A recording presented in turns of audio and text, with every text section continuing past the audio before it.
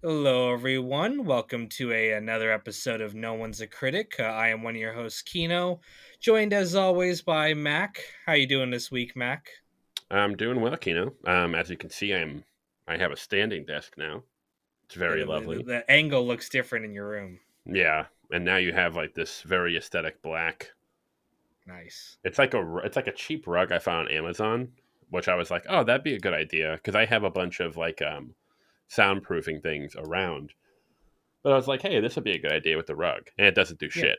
But because it's not like thick enough, so it doesn't actually muffle the sound. But Well, it looks oh cool. well. That's the only thing that matters. As long as that works. How about you? What have you been up to? I've been playing around with the way my setup is. I don't know if it was this way when we recorded last time, but I think it was, and I pointed out, I was like, "Yo, is something wrong with your room?" And you're just like, "No, yeah, I'm just no, it bringing looks stuff up." different.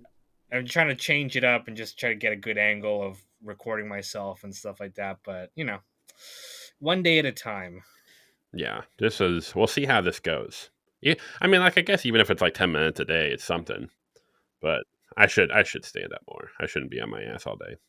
I have a standing desk, but I never use it. Like I bought it specifically, like, oh yeah, I'll stand and work all the time, and it's like, yeah, no, this stays in the sitting position 24/7. Yeah, I don't know. I think I'll.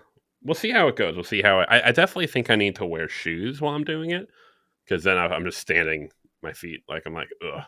But if I wear like a comfy pair of shoes, I should be okay. But Yeah, I feel like I've heard that before too. That like you need like there's specific shoes they sell to work at a standing desk for like I guess lumbar support or something. But really, I ooh, don't I know. should Maybe look that's that up. just one of the like the like unnecessary stuff that they try to sell you. Because they're like, yeah, you totally need special shoes to work at a standing desk. I've heard you need something to like sometimes put your left foot up on or something like that. Let's see. Oh, there's like balance boards. I don't know what they're for. Maybe it's like supposed to. I don't know. I feel like it's like those big those big like exercise balls, and they say that it like So like it balances your helps core you or some like just shit. I just as don't you're think that's sitting on true. them. I It's don't supposed think to that's help you, but true. I don't see how. I think I it's don't just think that's true. I think that's complete bullshit. that's just one of those things people say that it's like, yeah, it's totally helpful, Yeah, I don't think that's true. but But we'll exciting. see. What projects have you been working on lately for your channel? Currently, I just started editing today because I finished up all the recording and voice editing. I started the video editing for Better Call Saul. Video is going to be about 2 hours long, longer than I expected. I did not expect it. I was like, oh, I'll keep it around like a nice hour and a half, like my last video, and then I'm typing it out, and I'm like 2 hours. I'm like, fuck. So, which is how it always goes. I think it's gonna be great. I think it's a show that requires that depth to really explore it and cover it in detail. And I'm really looking forward to watching it. Well, thank you, man. How about yourself? What have you been up to? So I have been. I think I said this last time, but I took January off of like uploading content. Mhm. I ended up uploading a video. Um, I don't remember if I mentioned it last time, but I did that um, AI art. That's Yep. like take a show and make it as like an '80s dark fantasy film. So I did that for The Sopranos. I used Mid Journey for that, and that one was I thought it was cute, and people were like, "Oh yeah, it's funny. Look at the funny characters." I really like kind of give myself some applause for some of the puns that I came up with. Like for Melfi, I made her a dark witch, and I called her Melfi LaFay, and I Nice. was like, "All right, that's pretty clever." But yeah, other than that, I mean, I've just been taking January to work on videos and get them ready. So I have like 5 videos ready to go already, and I'm gonna start releasing them next month or next week. That's nice to just have them to have them in the back burner. Yeah, that's good. So if I want to take a break, I don't have to be like, oh shit, I got to work on a new video. I really should do that. I'm just like I do one video and I go right next to the other, and it takes me and then like and I always am like oh because I try to do that thing where it's like yeah before patrons will have it 5 days early, but then I realize that like I can't. I'm too impatient, and I'm just like fuck it. I'm just gonna put it up. So No, I it, can't it do it's that. been a challenge for me to do that because I'm like I have a video, I want to release it, I want to see the comments, but I've been forcing myself because January is not a good month for like views and revenue and stuff like that. So I'm like, instead of just wasting this video and like not basically getting anything for it, just save it 1 month, and then you'll also have that bonus of like you have a backlog now. So if you had to take a break for something or something comes up, you still have content to put out there. So Nice, yeah, I recommend it. nice. I'm realizing I have a lot of backlog product projects. One of them, no, I probably won't do it. I actually was going to do sort of like did with the Game of Thrones rewrite. I originally was planning on doing a Star Wars sequel trilogy rewrite, but I just never. I think it was, and I'd love to get your opinion on this. For me, it got to the point where the discourse around it all became so bullshit that I just didn't want to touch it with a 10-foot pole. Because even if I felt like I did it like really respectfully and like really objectively, that and like the Last of Us discourse, Last of Us Part 2 discourse, I'm like, I don't ever want to touch those again if I don't have to. Well, you bring up 2 points. So one, of course, you perfectly led into our Star Wars discussion. You gave a perfect segue for that. But I want to take a quick tangent away from that because the Last of Us TV show came out, It and did. I know that's a big thing on your channel. You've done videos about the Last of Us. It's a big part of your your content. So just real quick tangent. We're not going to devote the episode to this at all, but what because We will. I haven't played the game or seen the show. So Oh what has been your man. thoughts? Have you haven't seen the show at all, even the as it's airing? No, not I. It's not. I didn't play the game, so it's not a huge draw for me to watch it. And I was gonna ask, like, is it something you recommend that I watch? Oh, definitely. Like in terms of like general TV, it's like still excellent. Just because the story, they do change some things, but the bones are like the structure is so strong that like it's always it's going to be good regardless. I would love to get your perspective because I'm watching with my girlfriend, and we actually played through the game. She watched me like play through it, get the story before we watched the show, but I think she has a perspective of like now she watched the game and she's watching the show like back to back, whereas I played the game back when it was released, and I've played it like pretty often every now and then since, and I've done a bunch of videos on it, so it's hard for me to separate myself from the source material. um, I do have my gripes. There are a couple things they've changed where I'm like, either I don't really know why you did that. It seems like sort of like a pointless change, or I don't know why you did that. I'm afraid that it's going to lead to reverberations down the line. I can't really make up my mind yet. We're only on 2 episodes in, so I'm definitely probably going to make a video on it. I But think you should. I mean, like I said, Last of Us is a big thing of your channel. And I was curious to get your take on it, just because I know that, you're plugged into the Last of Us community. Has it been well received by the general public, or is there controversy around it? so funny enough, I actually think that I, of all people, I was the one who, like, because like there's a lot of like, Neil Cuckman jokes and all that shit and all the shit of Last of Us 2 and Abby and Bruce Straley and the fallout up at Naughty Dog and all that shit. So there's a lot of, like I said, the discourse around it's kind of bullshit. But I was the one who was like, you know what? I'm going to give it a chance. I'm going to stay optimistic. And yet, now that the show's out, a lot of the detractors I feel like are very like, oh yeah, this is great. This is good. I like it. Thank God. And I am the one who's like, actually, I don't know. There are, and it has nothing to do with like, bullshit identity politics or anything like that. But there are a bunch of narrative, like, because like the original Last of Us, the video game, the narrative was so strong, and it was very purposeful. Like the way they use POV, the way they introduce certain characters, and the show is kind of fucking with it. And I'm like, I just don't. It doesn't really seem like they're doing it with purpose. I mean, maybe they are. That's why I should wait till the end. But I'm I am less optimistic than I was before the show came out. So we'll see how it goes. Yeah, I'm getting flack from some people. They're like, "Why are you being so critical of it?" I'm like, "I'm not. I'm just giving you my opinion." I got you. No worries. And again, I mean, I got flack from my Better Call Saul opinions that we talked about last time. So which were you'll all never like please any. which were all spot on. Like, yeah, like especially about season 6, you were like when I was watching because you mentioned that to me, and then I watched it through, and I was like, oh my god, he's 100% right. Yeah. So I mean, you can never please anyone, everyone. But I was curious to hear your take, and like I said, maybe I'll watch it, and maybe we could talk about it once it's done. Because again, you've got a perspective of being deep into the community, and I've never played the game, so it's like I'm just coming in fresh. So Yeah, I would love. maybe that'll be a future No One's a Critic episode. Yeah, your perspective as someone who has like never played the games, that would actually be very valid because it's hard to even find someone in my circles who doesn't have some ex or doesn't have if they haven't played the game, they kind of like they've like heard about Last of Us 2, they know certain plot points and stuff like that. So yeah, Gotcha.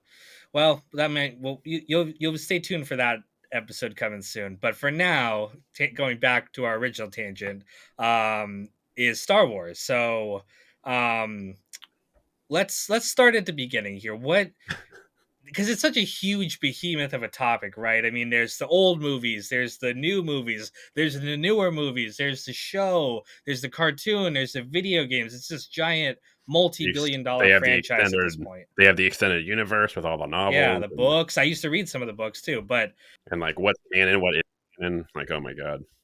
let's start from the beginning. So tell me like what is your exposure level to the thing? Were you a fan of it for a long time? How'd you get into the series, stuff like that? My best friend back at home, back in my hometown, near Boston, he was a big Star Wars guy. Brian, he was a big Star Wars guy. I was never really into Star Wars. I didn't actually see the OG trilogy until I want to say I was like 14 or 15. Like it wasn't like my friend Brian. He grew up with them. He'd been watching them since he was like 4 years old, and a lot of my friends were like that. But for me, it was um, yeah, I think I was like 14 or 15 when I finally saw them, and I enjoyed them. But it wasn't. I think it was because I may not have had that in my childhood, or maybe it just wasn't. It didn't come at a time in my life where it meant a certain amount to me. So it just never really. For me, they're just kind of movies. They're not really part of my childhood or anything. What about you? What about for the OG trilogy? Because that's kind of like a thing for especially like people who are in the media. Like that's always like a big question. Yeah, so I'm like you, where in the sense that I didn't grow up with the old movies. Of course, those were before my time. So my first introduction to them was the prequel trilogy, the Phantom Menace, Attack of the Clones, Revenge You of the saw those Sith. first? Yeah, I saw those first. That was the movies that were coming out when I was a kid, Oh, um and I remember my dad. He grew up with the old ones. I mean, he's not a big like sci-fi guy, but he saw them as a kid, in the 80s or whatever. And he was telling me like, oh yeah, that's the dad of the guy from the movies when I was a kid, and I was like, it didn't really click for me, but I was that generation, and I was like, oh, look at the lightsabers and all the CGI is so cool. I really loved it. And I got really into like the extended universe. Like I played a lot of video games like Battlefront, Lego Star Battlefront. Wars, like Oh, all of them. Like I that may loved have them. been my first. That you actually, sorry, you just reminded me. My first exposure to Star Wars was one. I watched my friend play, and I played a lot of Battlefront. Of course, Battlefront's so good. I didn't like understand the Yeah. the context. I'm just like Rudy Tooty, You don't Shooty need it Tooty. though. It's so good. I have it Yeah, downloaded on the computer right now. It is so fucking it's good. especially. I think it was Battlefront and Battlefront. I think I played. I had a demo disc with it, and I only had like the forest level. And it's just so much fun. And then what was it? Oh, when I was a kid, my cousins actually rented Attack of the Clones on DVD. So this must have been before I saw the original trilogy. And yeah, I was like what, like 12, and I was like I remember in the living room, and I was watching it with them, and I had no idea what the fuck was happening. But I think I saw the Yoda lightsaber fight, and I was like, okay, that's kind of badass. You know what's so funny about that Yoda fight though? Like I was in the theaters when that came out. I was watching it, and like the audience started laughing when he pulled out his little lightsaber and Well, was because he like does fighting the it. And the audience just started laughing, and I was like, I kind of laughed too. I was like, this looks stupid, but Like all the clone troopers and stuff. I was like, this is the coolest. I was so into it. Like, and again, that's probably cringy for someone who grew up with the originals. And later on, I did see the original trilogy, and I came to really appreciate them a lot more. Like I obviously I don't respect the prequels as like a work of art, so to speak, but growing up as a kid, it was good, kind of shitty entertainment. Yeah, I remember about the Yoda fight because it was in all the trailers because it was like, oh my god, Yoda's throwing down. But I just remember that like sound he makes. He kind of like like when he does the first flip. And it just kind of looks goofy. The fight right before that between when he's fighting Anakin, Count Dooku, and Anakin, that's a pretty good one. And then of course it's funny how Revenge of the Sith has raised in profile over the years, where a lot of people actually rank it above Jedi now, I I believe. could I could see that maybe from a storytelling perspective, but like in terms of like the special effects and the fights and stuff, I've really come to appreciate the practical effects of Absolutely. the original trilogy. Like the fight with like Luke and Darth Vader on I don't know what you call it, Bespin or whatever, where the smoke is all. I was like, looking back on that, it's just it's so beautiful. The way that again special effects in real life are look compared to like CGI. And again, as a kid, I didn't really care about any of this, but I could definitely like the problems that we talked about before of movies with like over reliance on CGI and how it just doesn't feel right in our brains. I think was definitely the Star Wars was a big part of kind of pushing that forward and making it everything is about CGI now. You didn't like Jar Jar? You didn't like Jar Jar Binks? I mean, honestly, that's not really the part that bothers me that much. It's like stupid, but so are most movies. But I think that like what I've come to dislike about the new movies more and more again, I think is a lot like their reliance on CGI bullshit. Yeah. Yeah, the original again, that you were talking about the lightsaber fight between Luke and Mhm. Vader. Like that scene still holds up. Like that shit's Oh, it's fucking great. it's insane. It's just badass. Um, and Empire had balls the way it ended. Yeah, I mean, obviously it was a trilogy, but like I'm trying to think of another movie that did. Oh, I guess Infinity War was like I the fact that they left it on such an aggressive cliffhanger. Um, and then people had to wait 3 years to get the yeah, resolution to that. Like, holy fuck. I can't really think of another like that aggressive of a cliffhanger. Again, there's like Infinity War, but the entire point of that was like yeah. you're And expect like but part two is coming out. We know that, but like to wait 3 years yeah. after Empire, like holy fuck.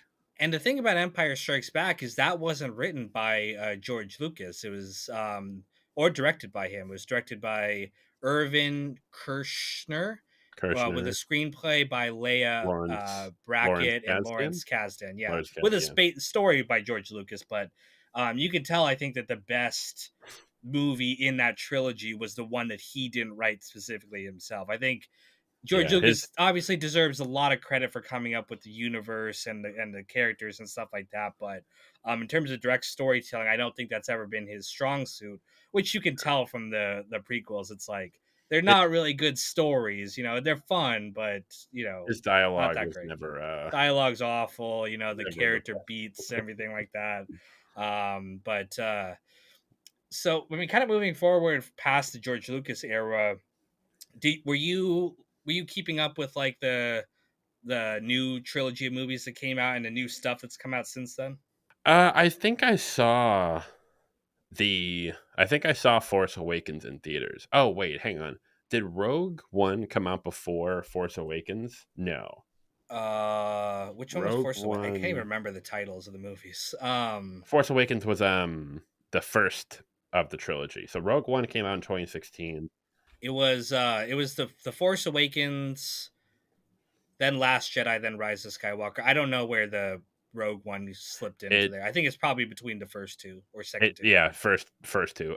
So I saw Force Awakens in theaters. Of course I wasn't a huge fan, so it was just I found it enjoyable. I was like, yeah, why not? It's fun. It's like I'm not really like judging it against all that much, but I thought it was fine. Then I saw Rogue One, which was pretty good. Um, I didn't actually see Last Jedi. I didn't bother to see it in theaters. I only saw it after the like aggressive backlash by the fans, and then I saw it. I think I waited until it was like on Netflix or something, and I saw it, and I was like, okay. I mean, like I understand the complaints. Definitely with Luke, there was a lot of poor writing in it. I appreciate it for what it was trying to do, but the writing, it was just not. It was not executed well at all. I was just surprised that it became such a what's the word I'm looking for? Cultural It was it's battlefield, one of those basically. it was one of those movies that I feel like first it was one of those first movies that kind of were happening at the beginning of like the culture wars and like this very like negativity when it came to films and discourse. And this was when YouTube was kind of getting big, so like a lot of YouTubers were making videos about stuff like that. And that was when I was first kind of introduced to like a lot of this kind of discourse. But The year before was Ghostbusters. yeah, And yeah, again, that part of probably this didn't whole help kind of matters.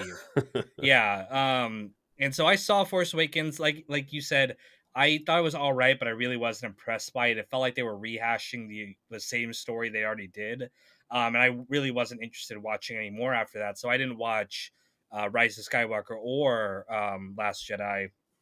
I watched Rogue One. Again, I was not impressed by it. Just kind of tuned out. Yeah, it's just kind of it was like a fun action movie, but like not much more. Yeah, yeah, I felt like there was just a lot of wasted potential. Like they could have told really cool stories because like I said, I wasn't just a fan of the movies, the old movies. I was into the extended universe. Like I read the novels, I played the video games, like the Old Republic, all that kind of stuff. Like I was like, this is a universe that has a lot of like rich potential. You know, it's campy and goofy at times, but like you can tell some like really cool stories. And it just felt like Disney did not tap into any of the extended universe is potential to tell these stories. Like maybe they rightly decided to make their own original stuff rather than rely on adapting other people's novels, but I just felt like the stuff that they put out was much inferior to what I had read or seen in other, even the cartoons and stuff. I thought were really good, like the Clone Wars series. But the movies were just very disappointing. Yeah, Force Awakens is Last Jedi. Again, I actually appreciate it for the what's what I'm looking for, the risks it took. Like I understood what it was trying to do, but it didn't execute it properly. And then of course, like at that point I had no interest in continuing. But then oh my god, what's even the last one called? What's even the Uh, last one called? the Rise of Skywalker. Yeah, fuck. Dude, I can't even remember the I titles can't either. Like remember. these movies are so bland and like I don't know, these titles like don't really mean any like what is this, what does this shit mean? Yeah, it's like they tried like when the Last Jedi came out. When I first heard that one, I was like, "That's badass! Like that's kind of cool." Like the Last Samurai, like it's got like that like Last Warrior sort of vibe. Yeah. But what But I also didn't like about the new trilogy is that like they really tried to reset stuff to the status quo. Like the rebels won at the end of Return of the Jedi, and it's like yeah, they destroyed the Empire. But as soon as these new movies come out, the fucking Empire's back, and it's like we're back to being rebels again. Even though the extended universe had already like established that they had formed a new government, a new Republican government that they were. And it's like that to me was a very interesting setting to be a part of. It's like now we got to build up the pieces now that we destroyed the evil empire. But it's like, nope, we just got to have another Death Star, except this time it's a fucking whole planet. We just got to repeat the same exact beats from the previous movies. and they really could have played with that. I mean, like well, it's funny because a lot of people mention, when I was talking about, I think I brought this up to a friend about how they could have easily set up the circumstances for the Force Awakens by what are the bad guys called in The First Order. the First Order?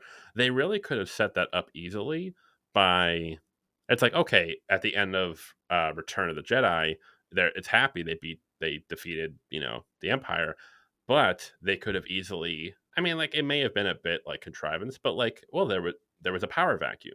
It's like that's sort of like a reality of a lot of these, political movements where, oh, we took down the bad guy. It's like, okay, now what? Now we have to like rebuild, but while we're doing so, something else sprouts up in its place and it creates complications. They could have gone with that. And a friend of mine told me, well, I don't really think, that seems a bit too, that seems a bit too political, or that seems a bit too, you know, deep or nuanced or politically nuanced for like a Star Wars movie. And I'm like, what are you talking? Like, have you seen like the prequel trilogy? Like that shit was all It's about. all about I politics. Yeah. and I kind of that's why I kind of like fucking dig the prequel trilogy. Is like it kind of framed the Jedi as like almost stubborn or like archaic in their ways. Like they weren't like just. It wasn't like they were just like these like no holds barred good guys. They're just the good guys. It's like no, they have strong principles, but these principles can lead to faults. And that was a really cool. It again execution, yeah, but the ideas I liked it. But then the Disney Star Wars just threw out all the complexity and was just like, eh, Well, again, and I think a lot of this has to do with like Disney's not making these decisions for artistic reasons. Now, you can fault George Lucas for again the execution. Like the dialogue was awful. It's yeah, it like was. the wooden delivery, and that's all on him. Those were good actors in those movies, but just his direction was terrible. So you can fault him for that, but you have to admit that he at least was making decisions with an idea of like some kind of artistic merit. It might not have always been a good artistic merit, but it was there. Disney, you can tell, like, they're like, what can we make a Disneyland ride out of? What can we make a toy out of? We got to make little R2D2, like, but it's a ball this time, so we can sell the ball. Like, you can tell the, like, and of course, right? They spent $4 billion buying this franchise. Like, they're gonna try to get their money back. But that's why, like, again, Disney stuff feels so soulless. Even Marvel, again, the same kind of way. It's like these decisions are not being made on any kind of artistic basis. It's meant to sell toys and set up more sequels that we're gonna make money on later. I was just looking up because when you brought that up, I remembered how sad it was because at the time of um, when um, when the prequel trilogy came out, Hayden Christensen he wasn't in like a lot, but like I mean, like he was kind of coming up, like that was like his big thing, and he was in a couple other things.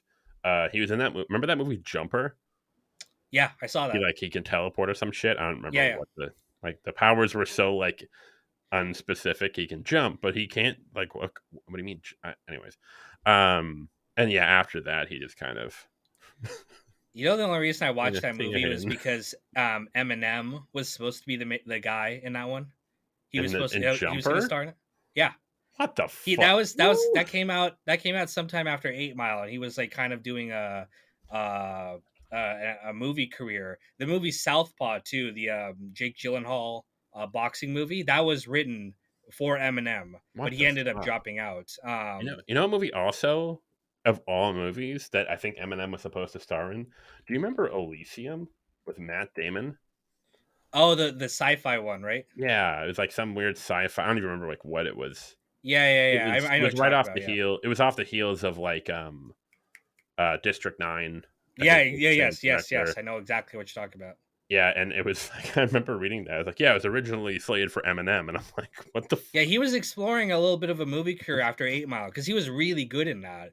Obviously, it's about his life, so I it's think hard that not to be good. I think that was kind of like it was a perfect role. He was like perfectly fit for the role, but he was also literally playing himself, like in almost every sense of the word, in the most literal Southpaw sense. was also like that. It was written to kind of be a spiritual sequel to 8 Mile. It was about like what happens when you become the champion. Like 8 Mile is about like before you're famous and before you become the champion. Southpaw was about after that, right? Imagine they just make it a sequel. It's just like, yeah, no, he Eight went from Mile 2, rapping to boxing. not 9 Mile. It's called 9 Mile.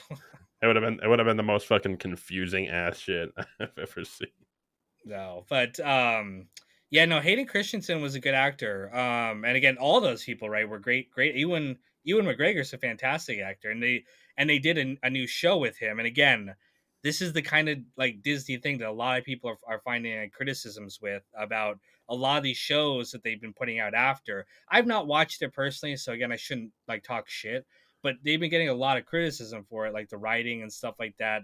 The one exception, of course, being the Mandalorian, which the it seems like the more and more divorced from the main Star Wars story a show is, the better it seems to do. When Yeah. it has nothing to do with any of the main bullshit. Well, yeah, and then Mandalorian kind of died off because I think the first season was good, but then there was the whole Gina Carano controversy, and she got canned. Season two, I didn't watch it. I watched a few episodes of season one, but like from my understanding, the issue with season two is it really leaned into like fan service. You know, there were a lot of cameos, and it just kind of became, and like to your point, it kind of was like the entire point of the show was that the reason we liked it is because we liked the new original setup between the Mandalorian. You have the Mandalorian, Pedro Pascal, you have Grogu, Baby Yoda, and like that was a really good dynamic. And then you start adding in all these other characters, and it's just like, okay, now it's no longer his show. Apparently, I haven't watched it. I have no interest, but apparently Andor fucking slaps from what I've heard. I've heard some people say good things about it. Again, I've not. I don't have really any interest in watching In it either. in comparison, I don't know how well that's saying much, but Yeah, and they did a Boba Fett show too that really tanked. And again, I like Mandalorian was kind of a play on Boba Fett, right? It's the same culture of that Boba Fett's part of, the same kind of character archetype, even the whole mask thing. But when they actually bring in the main guy, it's fucking terrible. yeah. Oh yeah, I heard the whole. Well, that was like that's such like a perfect illustration of like the misunderstanding of like executives. It's like, hey guys, everyone loves Boba Fett. We should make a Boba Fett show. And like the entire joke of Boba Fett, like the whole like the entire like lore, not lore in terms of like the actual series, but the lore as to why the character became so popular was because he literally was just like this Boba Fett, and it's just like this guy, and he's just like, what the fuck is he doing here? And he looked cool, but like that's kind of what made him. That I like. Conversely, sort of like almost uh, what's what I'm looking for? Like not.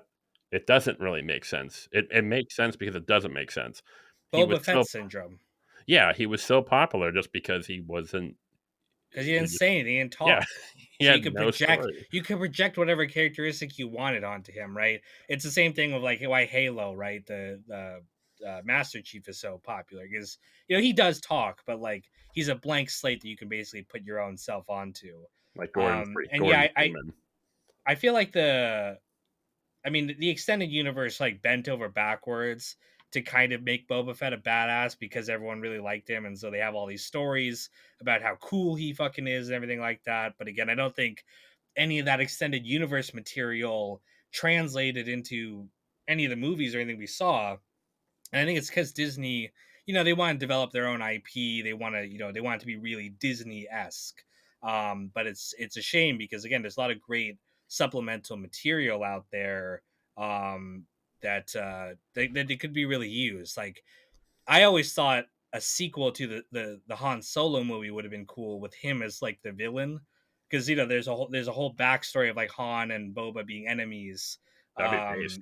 that the books. And I thought that would have been a really cool conflict, but that Han Solo movie tanked too. So They it's should like structure it. They should structure it like Heat with De Niro and Pacino. That'd be based. Like they only have one scene together in the middle. Um, and like to your point, what kind of fucked me up about the whole like Boba Fett thing is that, well, one, the show obviously felt like it almost felt like a like to your point, he really took off on the fandom. Like people were like, hey, let's make him a cool character, even though he had nothing. But then once like Disney came along and was like, hey, you fellow kids, we can do it too. See, and everyone's like, you ruined it.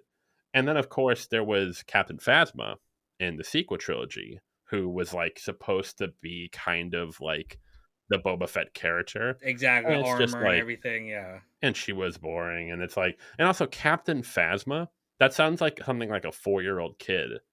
Like, this is Captain Brave, or like Captain Courage or some shit. but I mean, here's the thing about it too is that like Disney for the movies especially seems to have this real kind of aversion to like traditional storytelling. It seems like whoever's writing these movies really wants to be subversive, and they're like, "Oh, you want a badass fight? Guess what? The character dies off screen. Oh, you want like there to be some kind of meaning to this lightsaber? Not, we're gonna toss it off screen at the beginning of the next movie. Fuck you." Like, I don't know if it's just like this kind of postmodern age that we live in, but it just really feels like they don't want you to really like Star Wars. They want to like do something subversive and edgy and kind of like make fun of the genre. Well, it's interesting because subversion, obviously, that's been like a huge point of contention among, pop culture fandom and storytelling for the last, I don't know, like half a decade, maybe even longer. And what people don't seem to understand about subversion is that in order for subversion to work, you have to sort of like lay the groundwork. So a perfect example was, have you ever seen the first Scream? Maybe back in the day, but I don't remember it.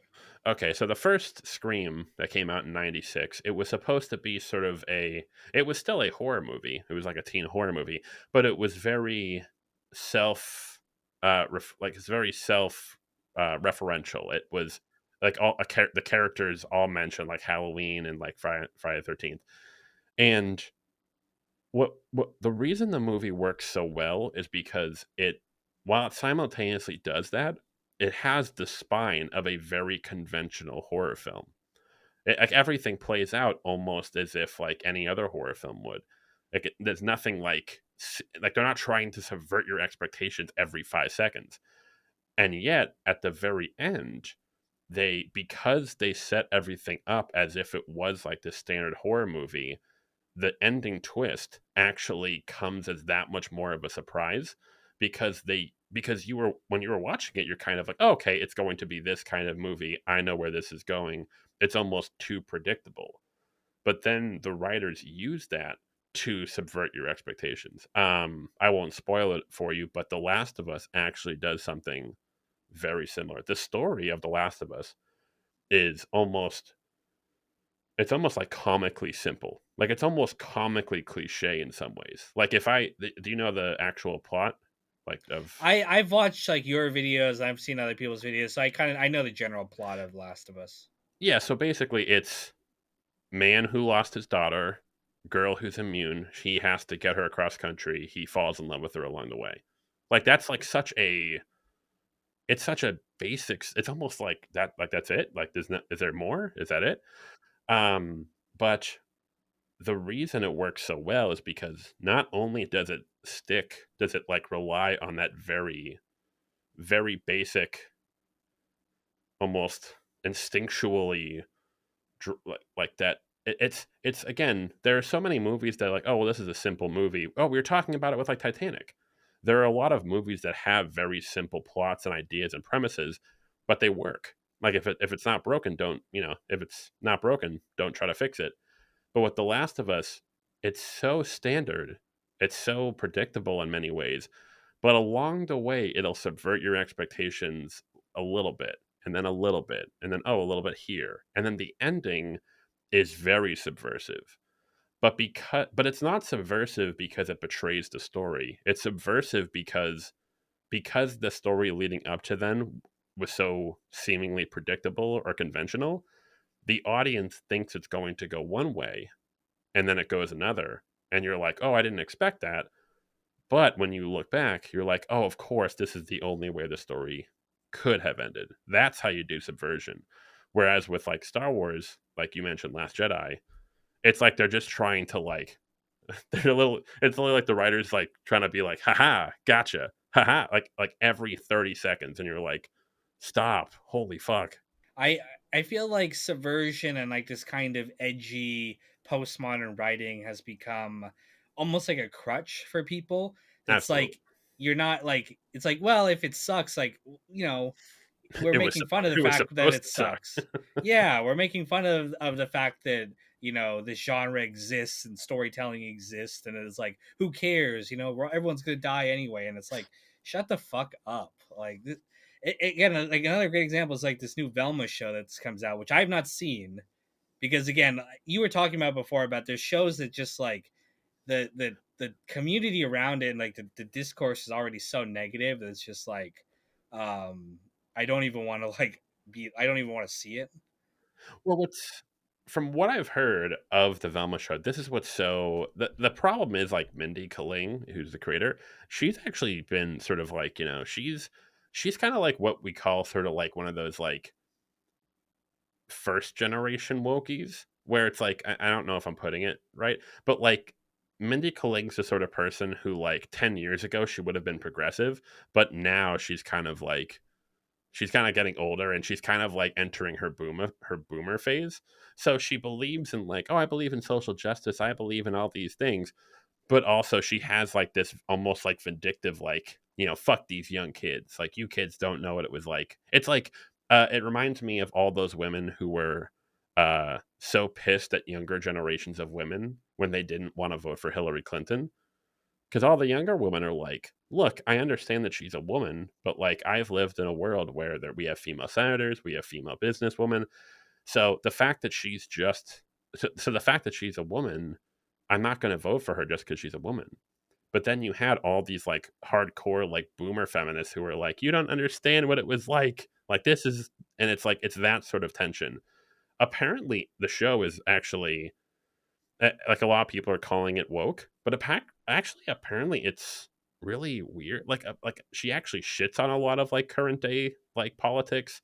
I think there's even like rape apologia in the show. Like I think Velma at one point falsely accuses another character of sexual assault, and I'm like, and it's terrible because both sides of the aisle fucking hate the show. I don't know if it's woken. I haven't seen the show, but I what I've seen and heard of like people showing examples and clips and stuff.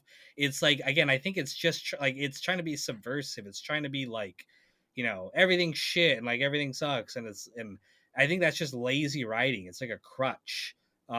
It's much harder being genuine about a story, genuinely telling something about characters and details and stuff like that. So, and again, I think it's a symptom of what went wrong with a lot of these Star Wars movies. It seemed like they were really hesitant to embrace the genre, really Hmm. hesitant to kind of give the audience what they would want out of one of these films. Um, and also, I really just didn't like seeing all the old characters again. I understand why they wanted to do that from like a marketing perspective, kind of like a passing the torch.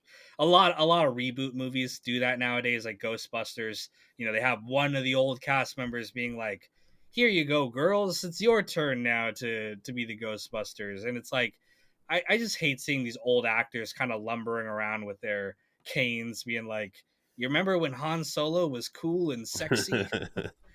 Well, also They're gonna it's make like a new Indiana Jones with the same thing. oh god, I'm not even. I can't. Even, I saw It Crystal had a Skull. stupid fucking title. What was it? I saw the Crystal Skull when I was like, whenever that came out. I saw it in theaters, and I was like, "What the fuck is this?"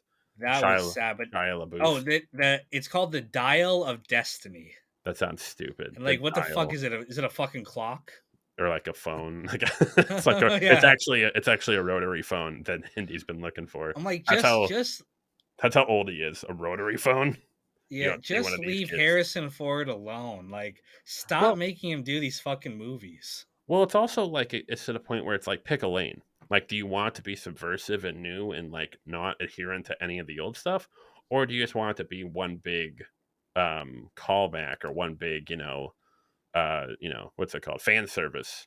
And like I think that's an issue. The issue with Disney Star Wars is they can't make up their mind. It's like, are you trying to get the new fans? Are you trying to get like They the want old both. hardcore fans? They And want both. and and there are ways to do that, but they're just doing it like instead of like finding that happy middle ground, they're just like they have both extremes and they're jamming them into one movie. I've actually heard a lot of people say that The Last Jedi is a good movie. It's not a good Star Wars movie.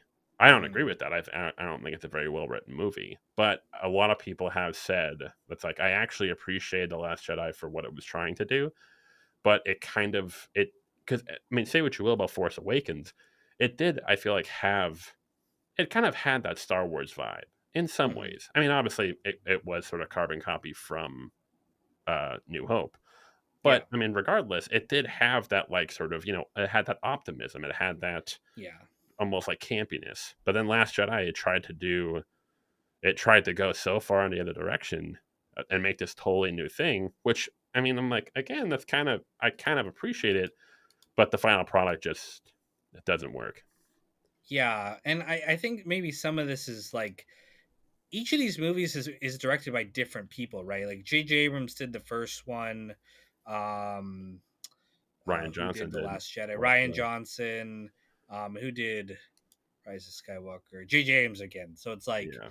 there's Well, not one clear cohesive vision. so here's the story that I've heard. I again, I'm not like super deep into this, but here's what I understand to be true. The issue was that J.J. Abrams came up with he actually had a treatment for the full trilogy, which is the way you're supposed to do it. Like, God forbid. Um, and so he obviously wrote and directed the first movie, and he had a plan for how Luke was going to figure into it, why he ran off and stuff. And then from what I've heard is that when Ryan took over as director for Last Jedi, JJ gave him the treatment or part of it and was like, "Hey, these are like my ideas." And Ryan basically was like, "Thank you," and then threw it.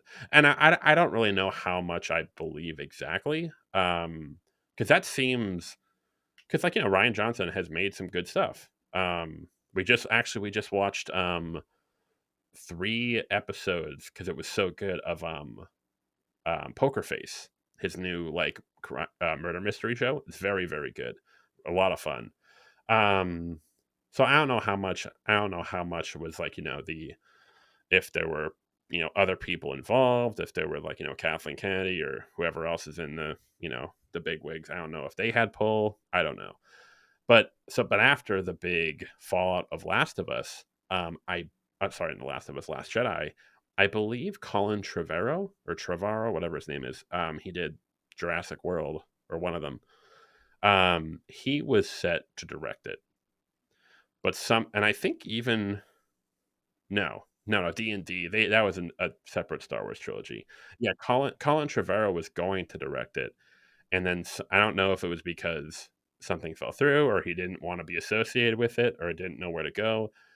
But they brought JJ back. But I think it was like almost it felt very like desperate. They were basically like, JJ, like, please, we don't know what to do. We need to wrap this shit up. And it was like the worst piece of shit you've ever seen in your life.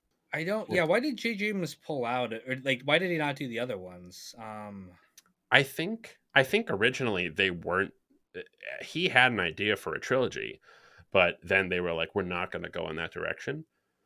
But then after the Last Jedi kind of plunked, they were like, fuck, we need to kind of get this back on track. JJ, come back and like let's do what you were talking about. Let's make it all one connected story. But then he was like, well, hang on, I you it's like that it's like that's like asking me to write a screenplay and like having someone else write the second act without any, and it's like you have to write the first and third, and I'm like, what are you, insane? Like, that's you can't the fact that what is it, Rise of Skywalker, the fact that it's even like quasi watchable, I don't even know if it is, but the fact that it even like got made is like I almost wondered if they were just gonna say fuck this. I mean, they couldn't do that. And I wonder why they gave it to Ryan Johnson, because I mean, looking at his filmography here, the only thing he had really done before that is like Looper. I mean, yeah, he did Knives Out after that, which I know was very popular, but um, like just giving it to the guy who made Looper, and like he directed some of the good episodes of Breaking Bad, right? Fly, Ozymandias, 51. But he didn't write those episodes. Yeah, he didn't write him; he directed them. And obviously, Ozymandias is a It's very like, well directed episode, right? but Very it, well done. but at the But same that's a time, television episode. but also it's also the fact that like Ozymandias, like that was like the episode. Like it would be hard to fuck up Ozymandias, like because the material was just so good. It was the culmination of everything. Um, but that's kind of like to your point. It almost is like asking, hey Ryan, who's never written an episode of Breaking Bad, who's never been in the writers' room, do you want to write Ozymandias, the most important episode of the series? So the fact that they're just like, yeah, Ryan, Last Jedi, this is like this is the middle chapter. This is the Empire, the quote unquote Empire Strikes Back of our trilogy, and you have full reign to do whatever you want. And it's like I almost feel like, I mean, you can blame Ryan all you want, but at the same time, it's like Disney. Like, what are you doing? Like, you didn't have a plan. You didn't have like a cohesive idea. I think it probably was Breaking Bad which got him that role because I looking on here. It's Looper and it's that. That's the only two things he did that like was famous, like that got attention.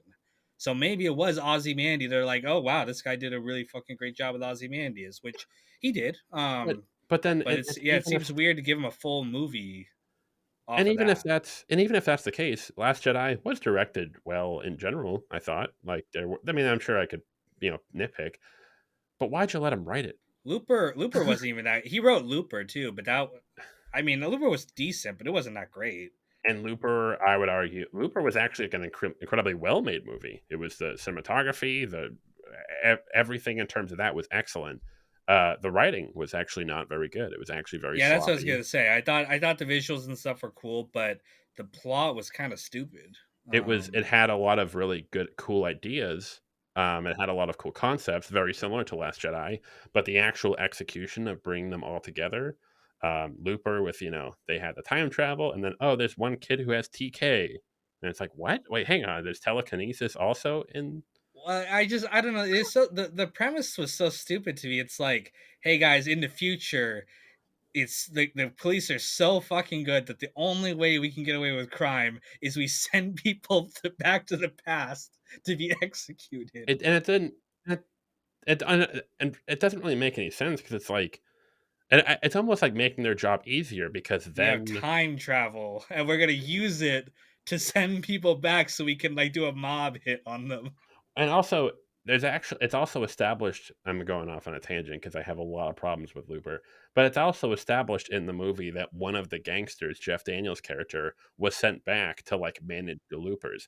So why wouldn't the police just do that? Why wouldn't the police send time travel agents back to like Why something doesn't done? that guy, I think they explained it in the movie why he can't just like buy Apple stock in like 19 like 80 or something and become a billionaire. They explain it somehow where it's like it would mess up the time space continuum. But it's like at the end of the movie he kills himself, spoiler alert, and stops all that shit from happening. But then The it's like if he killed himself, how does he doesn't do any of the stuff that leads to I hate time travel movies time so travel much. movies, if you're going to do time travel, you either have to go like all the way hardcore, something like Primer. Primer is a movie I love because it's like really heavy, hardcore sci-fi. Like the time travel is the rules are like very strongly enforced. Um, or you go Terminator, where it's like, yeah, there's time travel, but like, don't worry about it. Like, it's not. It's just sort of like a plot device. When you try to do like this midway shit, where it's like where like the laws of time travel and the implications actually matter to the plot. Boris like gonna have fun and like not really worry about it. It's like no, you can't because if you start breaking your own rules in the film, that it ruins the immersion for the audience because it's like yeah, Looper was awful in that regard in terms of like wait if this happened and what if like no, it was no, does not work. I, I know we're running out of time here, going close to our hour, but I do want to touch on something which is like Star Wars' effect on the culture. Obviously, it's become this huge like behemoth of a franchise that people have like staked their identity on. And I feel like a lot of that has been artificially like inflated. Like I feel like it's become like people have pushed Star Wars to be the like nerd thing, right? That people used to make fun of people for watching Star Wars or whatever, right? That 70s show, like Eric, right? He was a nerd because he's into Star Wars. And it's been pushed and pushed and pushed on the culture. It's this thing that's like, hey, if you want to define yourself as a nerd, you gotta love Star Wars. You gotta make it your identity. Even Kevin Smith movies were like that too. and it's snowballed into this thing now, whereas like nerd culture became like the dominant culture. It's become this marketing tool that like Disney and all these corporations are very much intentionally trying to push Star Wars as like an identity to sell their brand. Okay, can I just? I'm so glad you brought this up because so I bought this standing desk a couple days ago, and as I'm making it, my girlfriend's working from home now, so we're just like, hey, fuck it, let's put on the first episode of 13 Reasons Why. It's because like it's not I don't know, because we watched it and it's like a shit, it's a terrible show. And it's like, oh, it's fun. There's one scene where Hannah, the girl who offs herself, she says, Clay, the simpy boy who's like, oh, why, Hannah, she says something. Oh no, he says, um, something. He makes a Star Wars reference, and she goes, "Wow, you are a nerd." Can I just? I really just want to establish this. When Star Wars came out in 1977, I got it right here.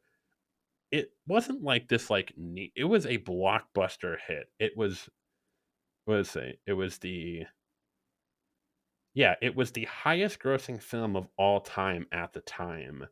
It is still when I think when adjusted for inflation, it's the fourth highest grossing film of all time. It's been one of the largest franchises for the last what 50 years. It's like even people who have never even seen Star Wars know Star Wars, and they know this idea. So the fact that this is used as like a barometer for like, oh, I'm a Star Wars nerd, it's like, oh, you're a real niche nerd. It's like, oh yeah, you're a fan of one of the biggest franchises in the entire fucking history of popular culture. Like if you're like I don't know, like some like niche anime fan, like I'd be like, yeah, that kid's a nerd. Like, If you're into like ham radios, right, and like taking apart your toaster, you're a fucking nerd. If you're into Star Wars, you're an NPC. Like yeah, that's really what it is. I'm a kind of niche into video games. I play only Rockstar. They're Yeah. kind of a niche developer. Oh my Like god. It's and again, I feel like this has been pushed like very much like artificially. I probably George Lucas was behind a lot of this too, right? He retained merchandising rights and became a billionaire off of this. Most directors who make a hit movie, like they get paid, but they're not fucking billionaires. So, but I feel like some of this is him, but it really feels like there's been this unseen force pushing Star Wars onto the culture and trying to make it like, you know, you gotta buy the lightsaber, you gotta buy the toys, you gotta make this your fucking identity, and you gotta pay us a lot of fucking money to do it. funny enough, of all people, my girlfriend pointed that out. So I was visiting home for I live in Chicago, and I was visiting Boston when Endgame came out. So me and my best friend Brian, we got tickets for the midnight premiere. And I was like, "Hey babe, you don't have to come, but if you want, I can buy you a ticket." And she was like, "Yeah, sure, why not?" She had never I think she had seen like Infinity War, I think she had seen a couple others, but she doesn't know. But so yeah, she like brought a blanket like just in case. And after the movie, I remember her telling me it's like because like obviously at the end of Endgame, so and so dies. I guess I can spoil it, whatever. We But already spoiled it oh yeah, true. So Iron in one Man of our dies. Avengers episodes. Oh Yeah. yeah. And there were like people like crying in the theater, and I remember my girlfriend pointed out she was like, I don't know, it just feels performative. Like it just kind of feels like people are like, are you really this broken up about this character dying, or do you want people to think you are because it makes you feel it? And it's like it's hard because I mean we could do a whole episode on this, but like I kind of feel that a lot where it's like, well, one, there are people who I think do sort of hype it up because it becomes part of their identity. Like, do you really feel this much strongly about it, or are you just like, has it become such a part of your identity that you're kind of like hamming it up? But then again, what's the difference? I don't know.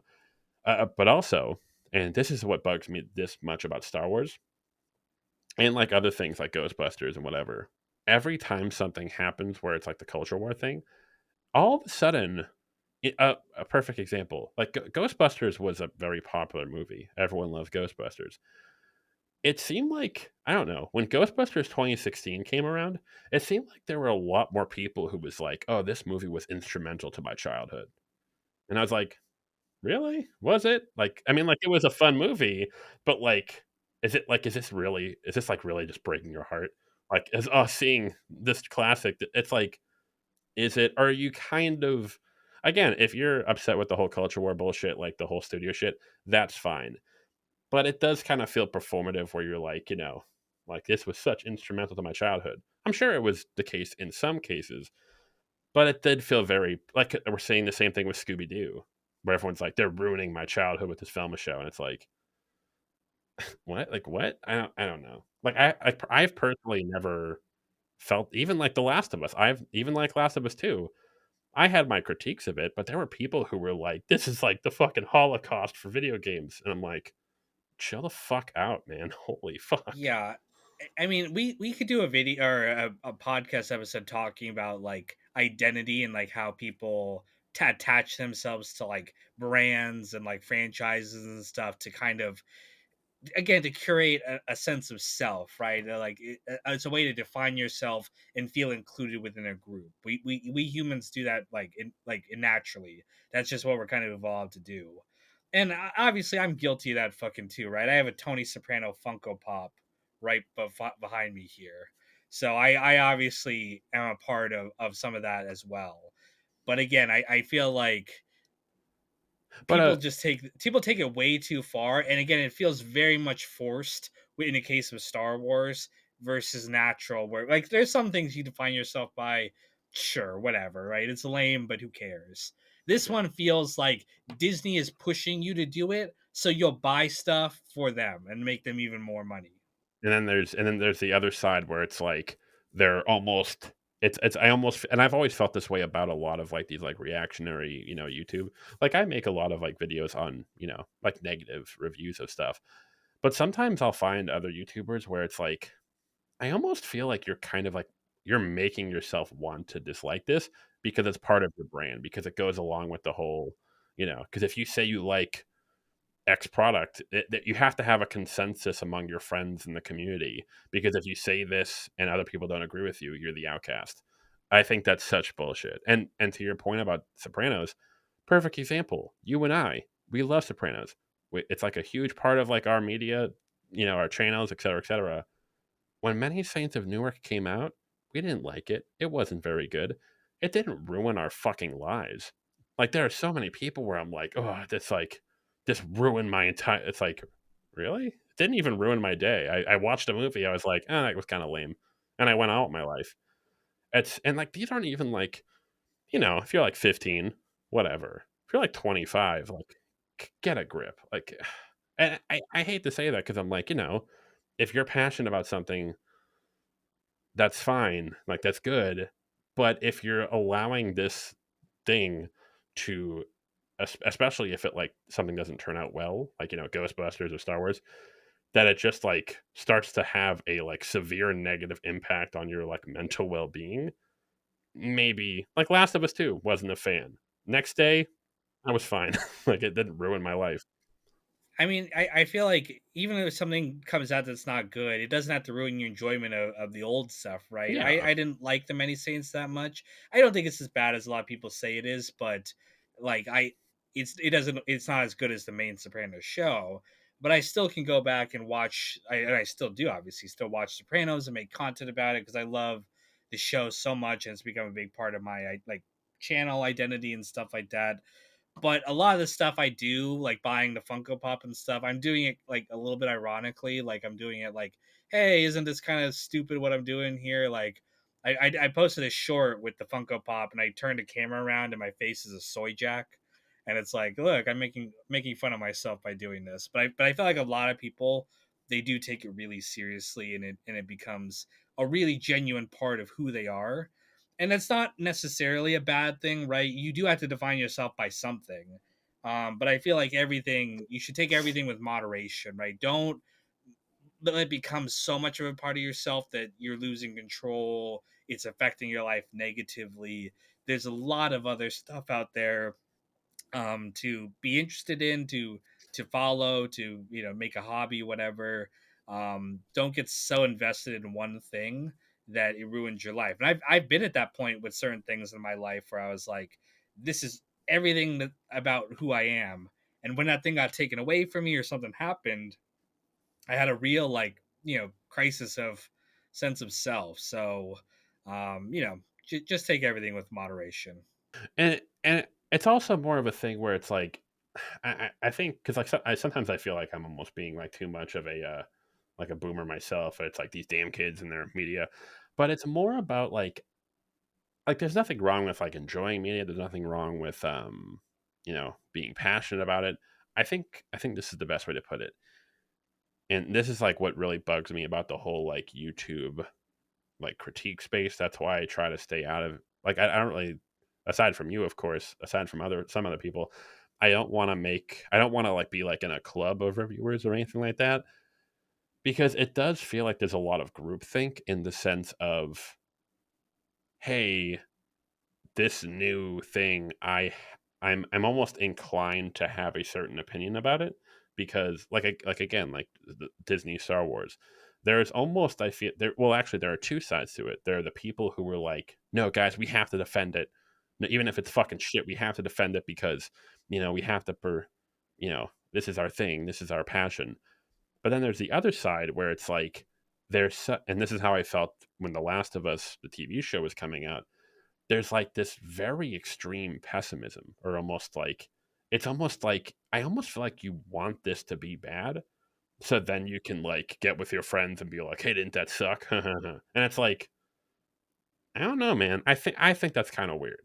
There's almost like this like rooting for things to be bad. And people will say, no, I don't. Like, I don't think so. But then like I like go to your Twitter and I'm just like, all you tweet about is like, look how this thing fucking sucks. This thing fucking sucks. Look at this article. This sounds bad. And it's just like, Well, a lot I of don't. it's for clout, that's like it's again, it's part of their identity that like the critical like drinker, like what the guy who does the reviews and stuff like that. That's his whole thing, right? He shits on stuff with this kind of persona, right? I mean, you go back even further, right? Nostalgia critic and stuff like that. That was his whole thing. He talks shit about old movies while wearing a fucking tie. So a lot of critics cultivate this identity of like this is like who I am. I'm a very negative creator. I'm talking shit about something you like. There's also like the really liberal creators who are like, hey, this franchise you like? Well, it's actually toxic or racist or misogynistic or whatever. So like there's these different personas that critics take. And I maybe our viewers can tell us like if we have some like a persona, because sometimes it's not always the creator, right? It's what the audience puts on you. I'm most known for the Sopranos stuff, so maybe I'm guilty of that too. But But at least if you're in your case, at least from what I've seen, is like the Better Call Saul. Your take on that was perfect. You you like it. You're like, I'm a fan of this. I really enjoyed it. I'm a fan of Breaking Bad. I love it. But also, you're not afraid to say, actually, you know what? This part wasn't good. This part didn't work. But then there are going to be people who are so. Again, there are people who are just going to be like, this thing fucking sucks, and like, and they'll try to take it down. But then there's that opposite where it's like, oh, you listed a critique of this show that I love, sacrilege, and it's just like, I don't know, man. I feel like I've heard Kino's arguments. And I watched it. It's a very solid point. It makes perfect sense. It's very supported.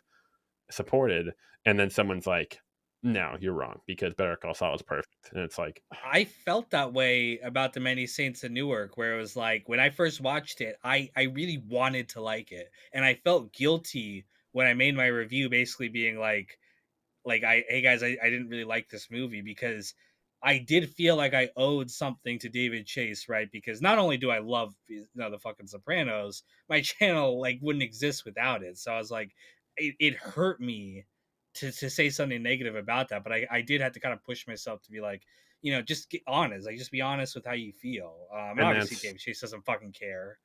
but that's where the integrity lies, where you're like, "Hey, I was really," and that's kind of how I feel with The Last of Us, where I think a lot of people, they either want me to like say like this shit fucking sucks, like this is the worst thing ever, like Neil Cuckman woke, 420, whatever the fuck, whatever the damn kids say, or this is perfect, there's nothing wrong with it, like everything. And it's like, well, no, there's a lot of great and there's kind of a lot of I don't know. you know. But I think you pointed out, especially when it came to like that feeling, that's what I fear. I never want to fall into a space where I feel like, oh, I have to have a certain opinion about this because otherwise the people, like the viewers, will not like it, or like, oh, what if they don't agree with me? Like there are a couple of reviews I've done where people are like, I don't know, man, that's a little sus. Like I don't really agree here. It's like, whatever, we disagree. You walk that very delicate line between like there's people who watch your stuff who really agree with you, and there's people who watch your stuff who really fucking disagree with you. Oh, I've always been impressed. My Saving Private Ryan video. I remember when I did that one, I got a couple people who were like, because that's for a lot of people, that's like one of those movies where it's like, and again, like it also is like a very like veteran praising movie, so that also factors into it. So it's like one of those movies where like people either think like this is like terrible anti this is like terrible like pro war propaganda for like the American military industrial complex, or it's like you should never criticize this movie because it's like in honor of our veterans. And I'm like, I think it's somewhere in between. I think it was like very technically incredible, but the story was kind of ass. And it's like that's like we have there's the middle ground. I can't give you anything else than that. Exactly. So as we kind of wrap this up here and say our final words of the podcast, we just try to be who we are on camera. Like I don't think either of us really try to put on a persona. So when we say we like something, we like it. When we say we don't. And I think we both generally try to have pretty moderate opinions, even though having extreme opinions can be very profitable, right? You can get a lot more attention by having a very extreme opinion. I just know for myself that it's like I don't want to go there. I just feel how I feel, and I most of the time I just don't really give a shit. And I think conversely, it's funny how I almost wonder if as time goes on, if that more like these like that sort of idea of like more measured takes will eventually become more, because as like if I go on YouTube and all I see is this thing fucking sucks and this thing fucking rules, I just want to find someone like, hey, here's a measured take on this, and like let's talk about the pros and cons, and like let's give a full analysis. And it's like I almost wonder if that's going to be the new I thing. see that more and more because you Yeah. know how a lot of people on their thumbnails they put like this sucks or this was awesome in all caps like on the Or thumbnail. they'll put that chick crying at the Trump rally, and I'm like, are you kidding me? That was Well, like, well, you know what I'm seeing more and more of now. I'm seeing more of like it was fine, it was okay.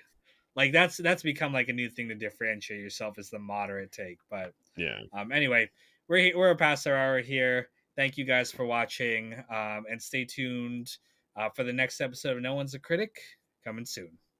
Take care, y'all.